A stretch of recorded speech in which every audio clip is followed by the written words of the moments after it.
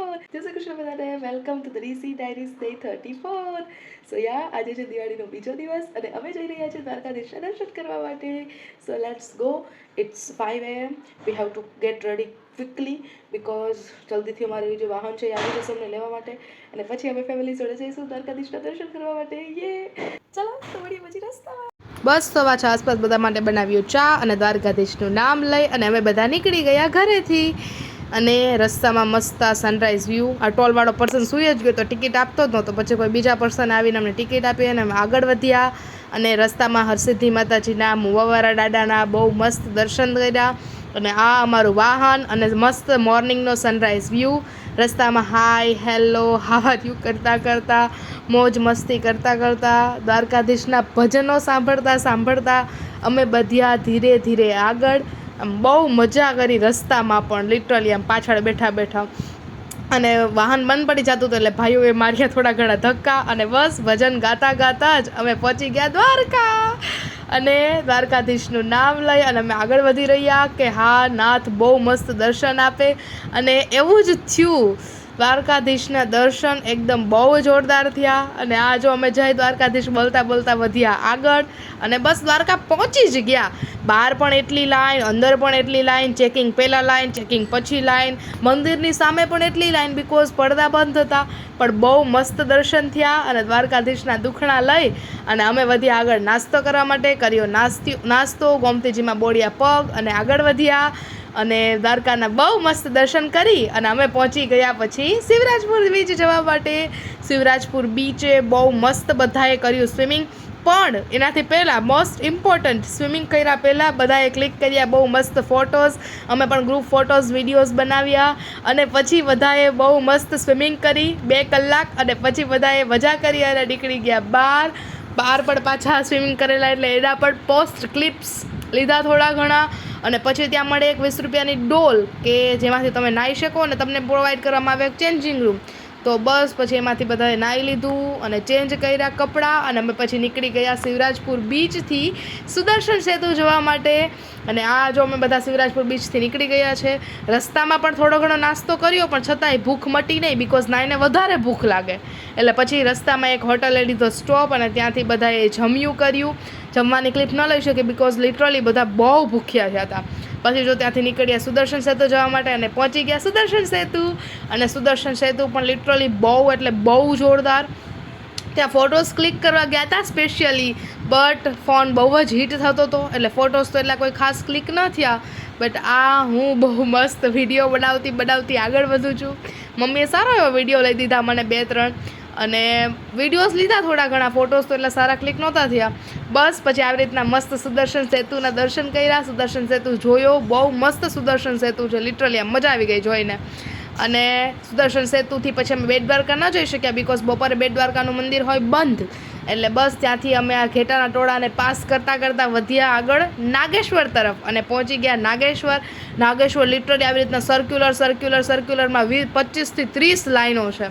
એટલે એમાંથી પાસ થતાં હર હર મહાદેવ બોલતા નાગેશ્વર મહાદેવનું નામ લેતા અમે બધા આગળ વધ્યા. ધીરે ધીરે આવી બધી લાઈનો પાસ કરી મહાદેવનું નામ લઈ ભજનો ગાતા નાગેશ્વર મહાદેવના દર્શન કરતાં વધ્યા અમે આગળ. હજી જો લાઈનમાં જ છીએ અમે અને રસ્તામાં બહુ બધી ક્લિક કરી અને વધ્યા આગળ. અને નાગેશ્વર મહાદેવના મંદિરની બહાર અને અંદર બળ એટલી જ લાઈન એટલી જ ટ્રાફિક.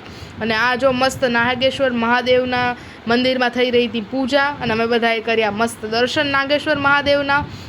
અને હર હર મહાદેવના નામ સાથે જ નીકળ્યા બહાર દર્શન કરીને. અને બહાર પણ ઘણા બધા ફોટોઝ વિડીયોઝ ક્લિક કર્યા. અને લિટરલી દ્વારકાધીશની જેમ જ નાગેશ્વર મહાદેવના પણ બહુ જ જોરદાર દર્શન કર્યા. અને દર્શન કરી અને ત્યાંથી પણ પછી અમે નીકળ્યા અમારા ઠેકાણે પાછા ઘરે જવા માટે.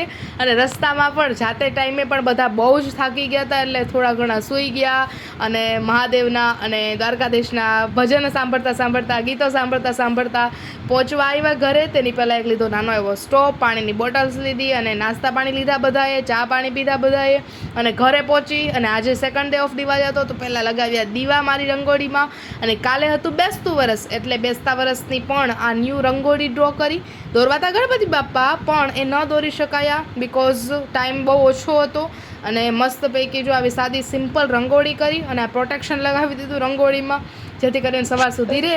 સો ya we back at home about 8 PM and જે દ્વારકાધીશના મસ્ત દર્શન થયા છે, લિટરલી એટલા મસ્ત 10 થી 12 વાર થાંભલા પર ચડીને એવા મસ્ત દર્શન કર્યા.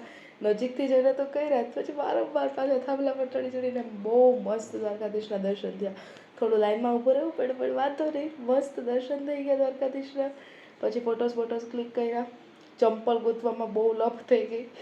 પછી પાછા ગયા શિવરાજપુર બીચ ત્યાંથી, અને શિવરાજપુર બીચ મસ્ત નાહ્યું, નાસ્તા પાણી કરી લીધા પહેલાં, પછી નાહ્યું, પછી નાહીને પાછું જમ્યું પ્રોપર હોટલમાં.